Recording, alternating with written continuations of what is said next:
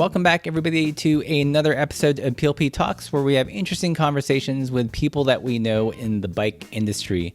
And today's guest is the Randi from Randi Jo Fabrications. You might be familiar with some of her bags. We've reviewed it on the channel. She makes a really cool stem bag called the Bartender, as well as a bag called the Mutt, which works with those adventure cages that you put on your forks. And she also makes caps for Rivendell.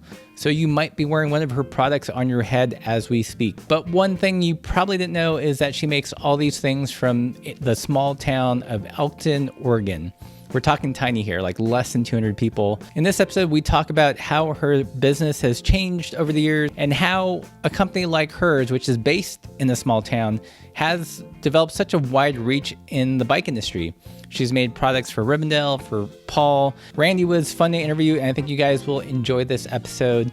And like all episodes of PLPTalks, and actually all the things that we create on the YouTube channel, it's supported by listeners and viewers like you. So if you love content like this, be sure to check out the description below if you're watching this on YouTube, or in the show notes if you're listening to it as a podcast, about how you can support the channel and how you can keep all this great content coming. This episode is also supported by the Ramble Ride. Check them out at ramblerides.com. Imagine all the things you love about bikepacking: the challenge of carrying your gear, the amazing remote and scenic routes, and the camaraderie amongst friends at the end of the day, without the things you dislike about bikepacking: the planning, the logistics of carrying your food and having to cook. And you have the Ramble Ride. The Ramble Ride is a unique, semi-supported bikepacking experience. We got a chance to ride the Oregon one last year, and it was truly a stunning event. It took us on roads and places that we never knew existed. So if you're looking for a different kind of cycling event that is part challenge and all fun, then definitely check out the Ramble Ride at ramblerides.com. So with all that said, put on your earbuds and enjoy the show. So welcome to the show, Randi Jo from Randi Jo Fabrications. Thank you, Randi, for being on the show. Hey, thanks for having me. I love your studio space there. It looks really pro. Yeah, we've crammed a lot in this little space. Yeah. My dad built it for us a few years ago. It's like 10 by 22. Wow. Got 5 machines in here and a cutting table, shipping station. That's incredible. I mean, for such a compact space, you're able to do so much. Yeah, lots of IKEA in here. So we've kind of interacted over the years, and I think the first time we met you was at Bikecraft, if I'm not mistaken. And what year was that? That was like 2013, 14, or? No, God, I think it was 2010 maybe, because we had our son with us, and he was maybe a year, maybe a year. Yeah. And I think Laura did a trade for bike mustache that she was making at the time for a cycling cap. That's right, yeah. Yeah, you guys had a booth right next to us. Yeah. It was a cool scene, yeah. Yeah, what's funny is Laura still loves that cap. Her dad's dog took a big bite out of one of the ear parts, but she was able to sew it back. So almost good as new, but not. That's awesome. So that's a long time ago. Like, what's changed? I mean, a lot has changed, but what has changed since then? Like, were you just making caps back then, or were you making bags already? And like, how has the business grown over time? Yeah, let's see. We definitely started out with caps, and even before then, a few years before then, started with caps, and then I think we started making saddle covers after that for Brooks saddles, so waterproof covers for those. And then we might have had the Mutt bag at that point, but it's hard to remember. Yeah, I think we did. We did have the Mutt. So that was our first bag, the Mutt, the multi-use tote, just like a tool bag. You can fit on a bottle cage, or you can mount it on your frame, or a seat bag. So it's pretty versatile. Right. How long have you been in business now? Well, I think we were trying to remember. I think it's like 2006 we sort of started it, but it's definitely like a super duper part-time thing. Yeah. Like we do some shows in San Francisco. We were living in California at the time. Do some shows with caps, and then I started making stuff for Rick Hunter, then we started a bike shop, and so it was half sewing shop, half bike shop. And then we had our son, and then we decided that three big things were too many.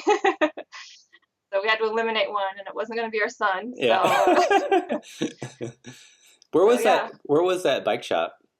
Well, we started the bike shop actually here in Elkton, and it was like in the tiny downtown area. And we had it there for like 6 months, and it actually did decent. We were like, this is not going to happen in the wintertime here. So we're like, well, let's move to the next town. So we had our bike shop in Cottage Grove. And there wasn't a bike shop there at the time, surprisingly. And it's a town of 10,000 people, so not huge, but definitely in need of a bike shop. So yeah, we opened one up there and had it for 4 years. Yeah, and it's still going. Our friend owns it now. So what's the name of the shop? Rainy Peak. Okay. Yeah. Which is actually a peak here in Elkton. So right. Yeah, I vaguely remember that because we shot a scenic bikeway video, and I think we stopped into the shop. I don't know if you and Eric still owned it at the time, or if it already had changed hands. Yeah, it may have. I'm trying to remember. I think we sold it in 2010, okay, 2011 maybe. Yeah, so it would have not been you guys. Yeah. So do you still have a mini bike shop now in Elkton? Is that what's happening?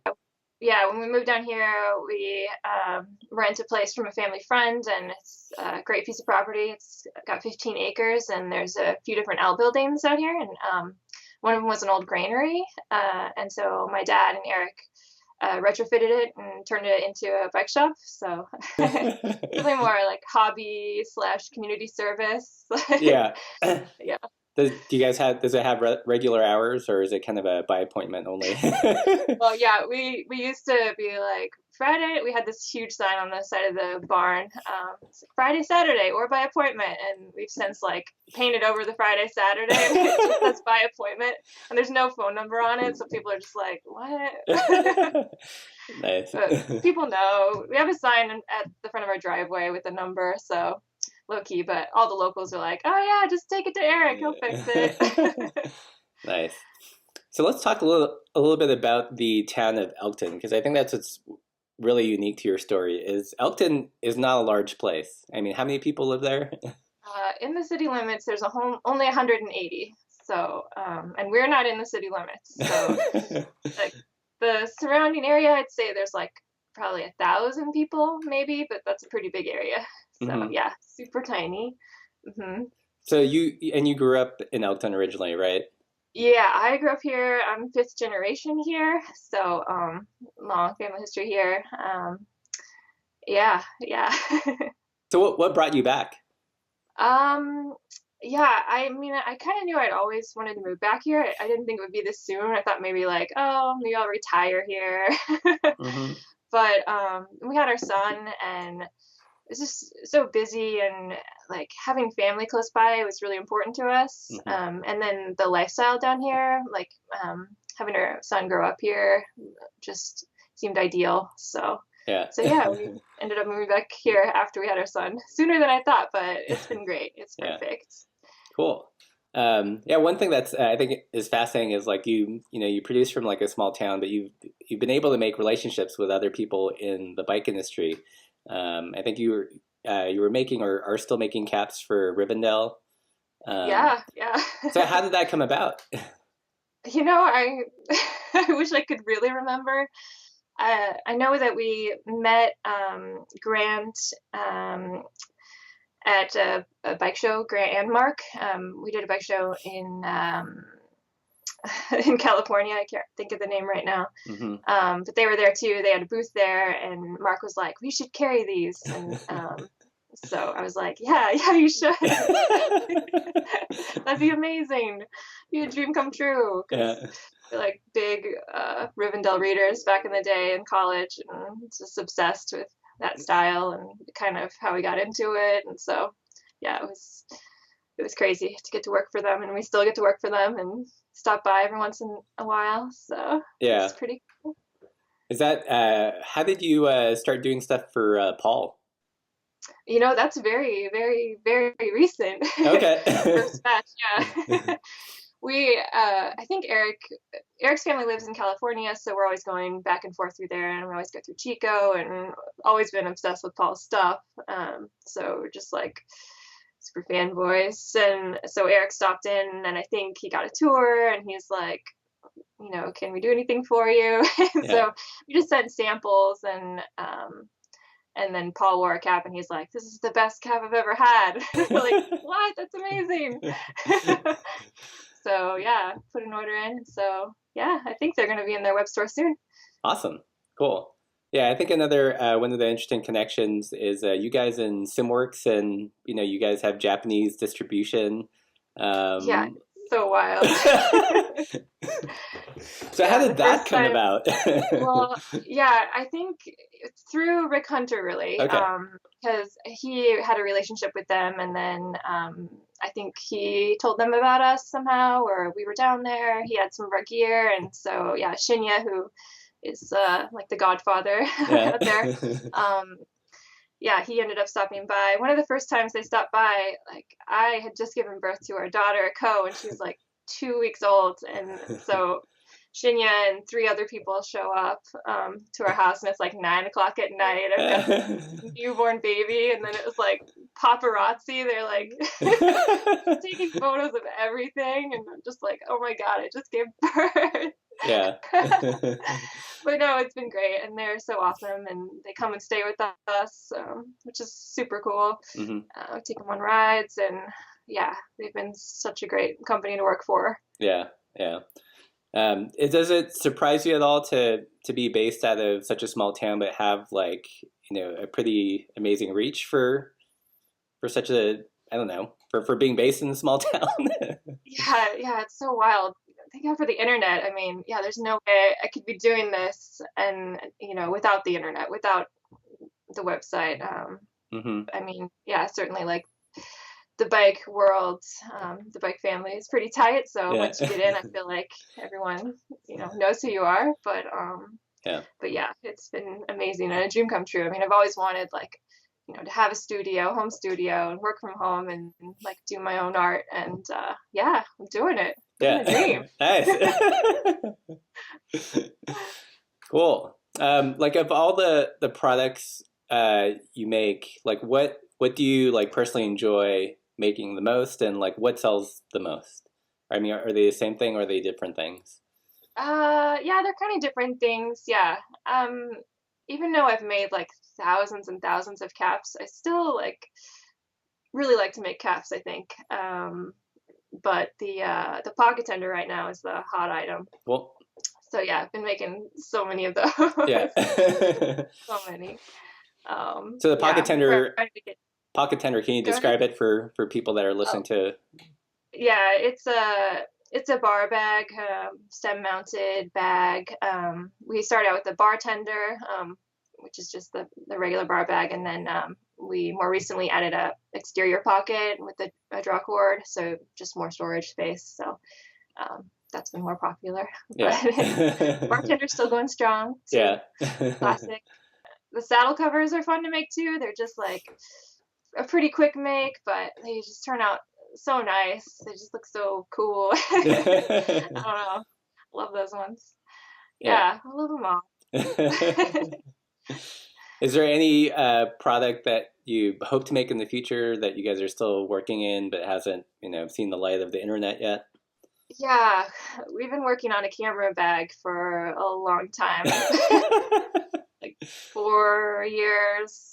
Just still haven't quite figured out, how detailed we want it to be. Like, we want it to be bar mounted, want it to be easy on and off, and then just figuring out fabrics. I mean, we're definitely going to do it in wax canvas, but like, what kind of lining and what kind of fastener, and there's so many details into a bag like that, and especially with something that's going to carry such expensive equipment. That's like, true. Just want to make sure it's perfect before like we let anybody put their like $4,000 camera into it. Right. Yeah, it's tricky because like people have cameras of all different shapes now. It used to be like you could design around like the 35 millimeter SLR body, but then it's but it runs the whole gamut. I know, it's crazy. Yeah. Yeah, Eric carried a medium format camera across the country, so it's like anywhere from medium format to the tiny point and shoot, Yeah. Yeah. So yeah, that's on the table, and then I really want to make a kid's bag. I've made several for our kids, but like there's nothing really out there for kids. I feel like you either just like use the stuff that's on the shelf, or So it'd be like a child size, like handlebar bag or stem bag or something like that. yeah, and child friendly where it's there's not like a draw cord to deal with, and Okay. then like a mesh bottom, so there's always spills or they're always picking up treasures. So like mesh bottom for sure. Easy to clean. Yes. So yeah, that's coming up too, hopefully. But yeah, it's just a 2.5-person operation, so it's hard to keep up with keeping inventory, wholesale, and then having time to design and produce something new. Yeah. So. Yeah. What is the biggest challenge of your business right now? Is it just capacity, or are you still having to market a lot to get the product out there, or is that part been figured out? No, yeah, I mean we're like turning down stuff right now, especially like wholesale accounts, just to I can only sew so fast. Mm-hmm. And I'm getting faster, but I'm the only person sewing right now. So yeah, it's hard to keep up with demand right now. So that's our biggest challenge. But like, there's not a big workforce pool here, so Yeah. You should have to train Eric. Well, that's the next plan. Yeah. All right, you gotta sew now. I'm ready, Mom. I'm ready. Well, are you happy with the size of the business right now? Like, do you have dreams of expanding it more, or is this just like the right size? It'd be cool to employ maybe 1 or 2 more people, but yeah, I don't want it to get too much bigger. I want everything to still be in house, and it's just better quality that way. It feels better, and I want to be touching everything, and yeah. I still love being behind the machine. So yeah. I can't see like just being, the business manager. Right. I couldn't do that. It's not me. Yeah, I think when we first met you, it felt like it was kind of like this first wave of independent, bike bag, crafters and makers, and the landscape has changed like so much since then. Yeah, it's wild. Like back to that bike craft show, I remember North Street was there too. Remember that? And it was just him, and he was selling everything at that point, and now he's huge. He's got like his own, it's amazing. So yeah, everyone's had their own little path, and mine's definitely been a slower process. We've had kids in the meantime, and so yeah, it's super cool. But yeah, there's so many makers right now, and it's pretty cool. Do you think if you were to start the business now, it would be tougher to break in? Yeah, I think so. Yeah, just because there are so many makers, and I'm lucky in that I've been doing it for so long, and I feel like I have so many connections in the industry. So yeah. And now like kids these days are so like more savvy. Yeah. Like I was struggling, to figure out this interview thing. I was like, wait, what do I need? A webcam? What? Earbuds? What? Yeah, it is crazy, like looking back I mean, everything's just so much more sophisticated. People are, like in your space learning to sew, and then they've got like a fancy looking website right away, and like, a super curated, Instagram. It's just a different world. Yeah, yes, it sure is. Yeah. Yeah, we try to keep up, but we're still, still figuring it out. Yeah. Feeling like old people these days, though. Well, let's talk a little bit about riding bikes. It sounded like I listened to you were on a recent podcast with Ben from, is it Behind the Handlebars podcast? Yeah. And that's pretty good. So if you guys are listening to this in podcast form, you should check him out. It's a pretty cool interview. But it sounds you and Eric and your dad did a cross-country trip. Can you talk a little bit about that and how that maybe kind of influenced the business? Yeah, sure. Yeah. Eric and I went to the Evergreen State College in Olympia. And when we graduated, my dad wanted to go do the Northern Tier cross country route, the adventure cycling route. Mm-hmm. And so it was originally going to be just my dad and I, but then, I had this boyfriend. And so my dad was like, well, you can come too. Like, really? Cool. So yeah, we took off on this tour. And Eric was still pretty fresh to bikes at that point. So it was like training on the ride kind of. So like, going through Washington was a little rough, but by the time we got to Montana, he had his legs, so good. But yeah, big adventure. Took 70 days. Yeah, it's so cool. Was that stressful for Eric to have such like close quarter experience with your dad like early on in the relationship? Totally, I'm sure it was. I mean, was it stressful for you? Yeah, it was good. It was like a good, like, okay, if we can do this, then we're good. Right. Like, we're golden. We can get through this. But yeah, my dad's like a quiet guy, but he's like a bigger guy. He's like 6'2", he's a builder, he's got a big mustache, so like a little intimidating. Right. So but he managed, yeah. Yeah. It's good. Yeah. No, even to this day, my dad like stopped by the other day. He's like, you gotta help me with this chain. I can't get this chain on. All right. So they're always talking bikes. Is your dad as into bikes as you and Eric are? Totally, yeah. It's funny. He like keeps us updated, really. He's like, did you see on so and so's blog? Did you see where Cass is now? Did you see this new product? Cool. Thanks for keeping us up to date, Dad. Right. That's pretty good. I mean, it sounds like between you, Eric, and your dad, that's a pretty high like bike nerd per capita ratio in Elkton. Yeah. Pretty high ratio, yeah. We've got my mom on board too. She's like, oh, nice. up for it, but not as nerdy as us. But yeah. Yeah. So, do you guys see many bike tours come through Elkton? I mean, is it a place that people like ride through? Yeah, surprisingly, there's a fair amount of folks that are doing like the coast route, okay. And so they'll pop into Elkton. So that's always exciting to see. See some loaded up bikes every now and then. But yeah, not a ton in the summertime, but mostly it's just us with all our weird bikes riding around town. Are there many places to stay in town? There's more and more. There's more Airbnbs. There's a super cool one at Bradley Vineyards just up the road. It's just a yurt. And then there's like another like river inn place by the river, obviously. Right. Not a ton. We could really use like a mini hotel or something here. Yeah.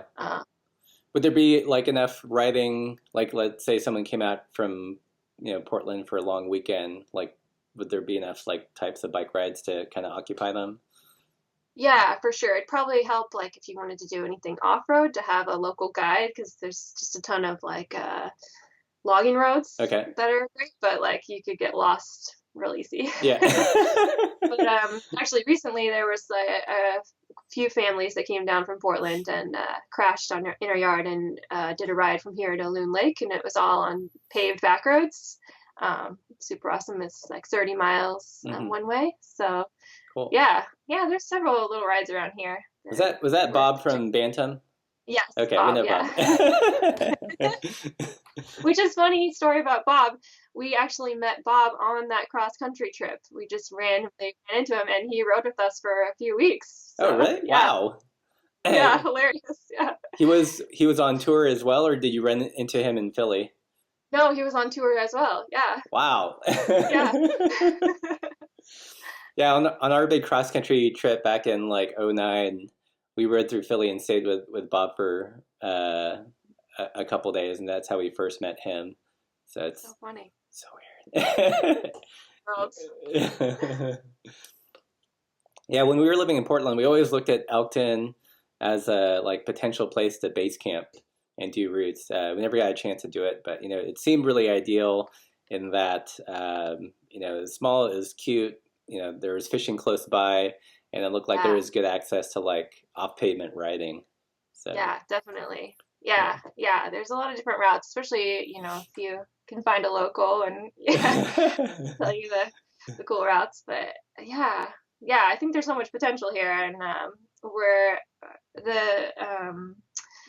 there's a Elkton Community Education Center, and they've recently become like a bike-friendly stop, and so cool. they've got like a bike stand and all kinds of tools. And this summer they are doing a wine about your bike ride, and it'll only be like up to 10 miles, which is pretty super low mileage, but it'll be super fun. There's like 5 wineries here in town. Oh, wow.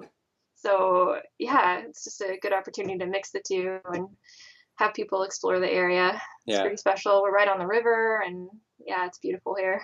Cool. I totally don't picture that area as like having wineries. Is that a relatively new development? No, there's been vineyards here since the 70s, actually. Yeah, and it's a great Pinot area. Right. So yeah, perfect climate and soil, I guess. So my mom works at the local winery, so yeah, cool. Well, I'd love it if someone mapped out some routes from Elkton, and kind of linked it up with the wineries. I think that would be kind of, we're really into bike tourism. Like that sounds, if you've got wine, good riding, a couple places to stay. I mean, that sounds like a fun, like long weekend, and fishing. Yeah, and the river's great for swimming too in the summer. It's amazing. Yeah. So much potential here. Yeah. So we're trying to talk it up, but not too much because, we don't want gentrification here. Right. Yeah, once the Salt and Straw opens up, it's over. Right, I know.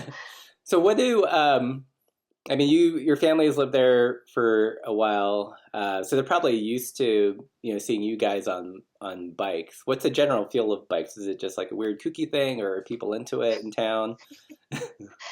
Yeah, people love seeing us around. I think they're always like, "Oh, that's so cool! Look at that bike." But there's not a lot of like, bike riders in town. Yeah, we're trying to there's been more and more like younger folks moving back, so we're trying to encourage all of them to ride more. Like, we'll hook you up with the bike. Come on, go for a ride. So we're working on it. Critical mass, Elkton. Yeah. About 10 riders. Yeah. That's all you need. That's a posse right there. Yeah, and whenever we have folks visit, like SimWorks folks, we always go on rides. So yeah, we feel like a posse. Nice. Right down in the taco truck. You guys have 6 of us. You guys have a taco truck? We do. It's amazing. What? Oh my God. Yeah. Yeah. Another reason to come to Elkton. Really super amazing, authentic taco truck. See, if Gerardo will hook you up. if we had known about that, we would have definitely gone there right away. we're having a tough time finding tacos or good tacos in Missoula, if you can believe it or not. I believe that. Yes. Yeah. Yeah, it was a dream come true for Eric to have the taco truck move in. He's like, this would be the perfect place if only there was a taco truck. That is, and then it showed up. Yeah, that is so good, because that's what I say all the time. Like, we love like the access to the trails, but there's not like a decent good street taco, or like little burrito you can carry on your bike and go for a ride. Yeah. We might be moving there soon, so there you go. Yeah. We've been telling you for last time we saw you guys were like, small town guys, where's that? You got the internet. Yeah, all you need. Internet, fishing, tacos. Boom, done. Yeah. All here. No snow. What? Nope. Okay, we're gonna reconsider this Missoula thing. Subject, sorry. Yeah, the snow here has been hard. I've never lived in a place with snow. And I thought, Portland weather was bad, but now everything's put into perspective. It's like, I bet. At least you can ride year round. Here it's like, put the bikes away for like 4 months of the year, which is kind of a bummer. Yeah, that's rough. Yeah, I have a friend in Bozeman, and she sent me a photo recently. She's like, "Happy spring," and it was like snow. And I Yeah. was like, I shouldn't send you my view. Yeah. Super blue sky, green grass. Yeah. So is there anything you miss about living in a bigger place? Like on occasion, do you ever go, I wish that we could do that or that was here, or are you pretty like content with Elkton? Yeah, I'm mostly content. I guess the main thing I miss is like not having a commute to work. Like I could like do some like loop. We have like a mile long like trail that Eric built in our backyard. Yeah. So I guess I could like do a few laps back there before I Yeah. walk in. But yeah, it's just 20 steps out my door. That's the main thing I miss. Like city riding too is pretty fun.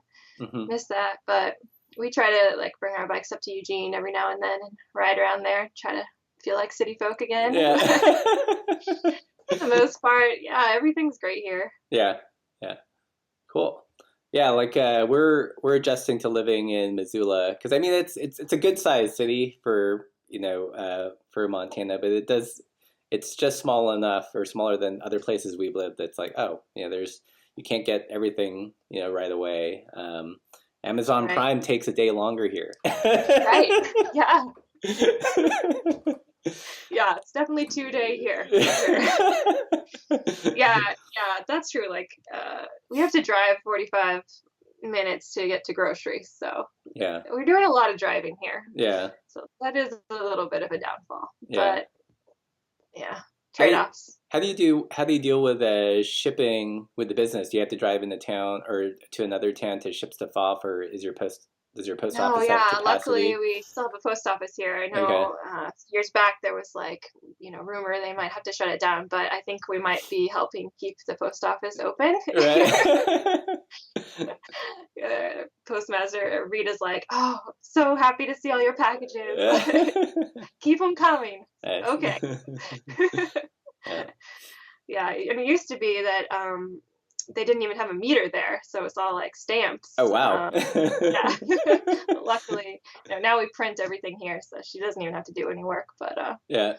yeah, back in the day, just stamps. Yeah. So what's been the biggest surprise in terms of running the business over the last couple of years? Yeah, I guess just like growth. I mean, yeah, being out here, sometimes you feel a little isolated from the rest of the world, and you're like, how do people know who we are? Where are they finding us? Like, that's always a surprise. Still, every day, like, who are these people? Great. So yeah, that's been the biggest, and we're always so happy to still be doing what we're doing, and people are still living our stuff. So yeah. How do people find you guys? I don't know.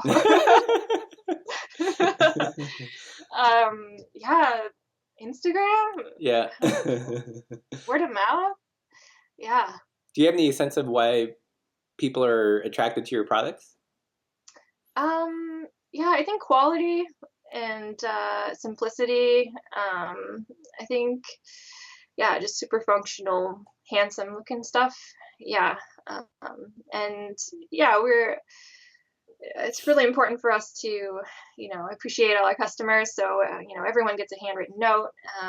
We package everything really nice. So, yeah, just really appreciate our customers. So I think that might be part of it too. Yeah. Yeah. I can totally respect the handwritten note part. We sold some patches and they sold out in like 24 hours. And I was committed to writing handwritten notes. But there were like 80 of them to write. And I was like, holy crap. Like maybe I'll just get a giant stamp that looks like it's handwritten. We're waiting for the kids' handwriting to get a little better and then just pass that job off to them. Oh, that'd be so cute. You write the notes today. You just like, do like finger paints and have them go bam, bam. Handmade. Yeah. I mean, yeah, definitely for our wholesale customers, we're like, all right, you guys have any cool art we can tape to the outside of the box? Let's see it. So, yeah. They get their part. It's fun. Yeah. Nice. So where do you hope to take the business the next couple of years?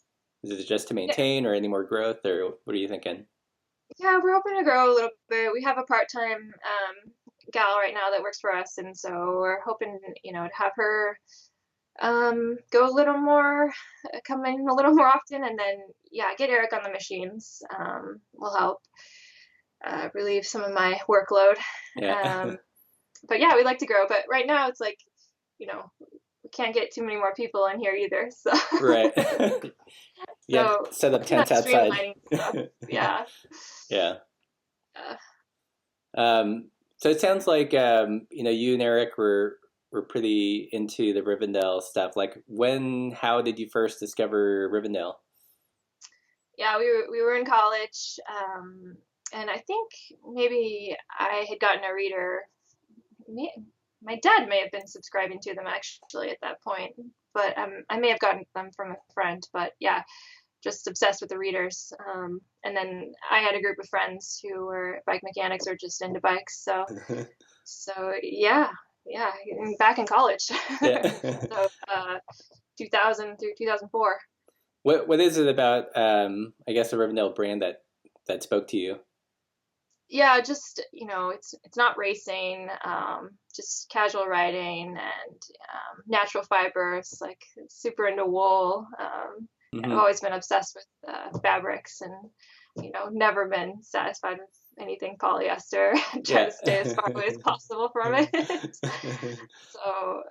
So yeah, seeing that, and not just the stuff you'd find in the stores that is just lycra, and it's just nice to see right. the other side of the bike industry that was like, I get it. This is me. This isn't. So was that then like kind of like was that an influence on your aesthetic and like the products you decided to make? For sure. Yeah, definitely. Yeah. Big part of it. Mm-hmm. Yeah. We saw their stuff, and just saw potential for, our own spin on it, and, products that we could make. Yeah. Yeah. So how big is your guys' bike fleet right now? Oh God. We have like a whole bike room, like a bike, one of the outbuildings is just like our bike storage. We've got 2 different cargo bikes from Rick Hunter, and then 3 other Hunters, and 3 other Surleys, and I don't know, 10 or 12 triple. Yeah. I lost count. Pugsleys. Eric just picked up a Wednesday yesterday. Oh, nice. It was a business expense, right? That's right. Yeah. Like, I'm selling one bike to get this one. All right. Nice. That sounds like a respectable stable. I'm glad you think so. I mean, for a small town like Elkton, that is definitely like a nice collection of bikes. Yeah, for sure. Yeah. Between us and my parents, yeah. You guys could start the Elkton Bike Museum. I know, right? Yeah. Yeah, there's a parade every year, so we're always like trying to get all the wacky bikes out in the parade. So nice. Yeah, there's always something funny going on. Yeah. All right. Well, thanks for taking the time and talking with us today. And if you guys have any other questions about the bags that Randi makes, leave those in the comments below. I'll try to get her to answer them. And thanks again for being on the show. Yeah, thanks. Thanks for having me. Yeah.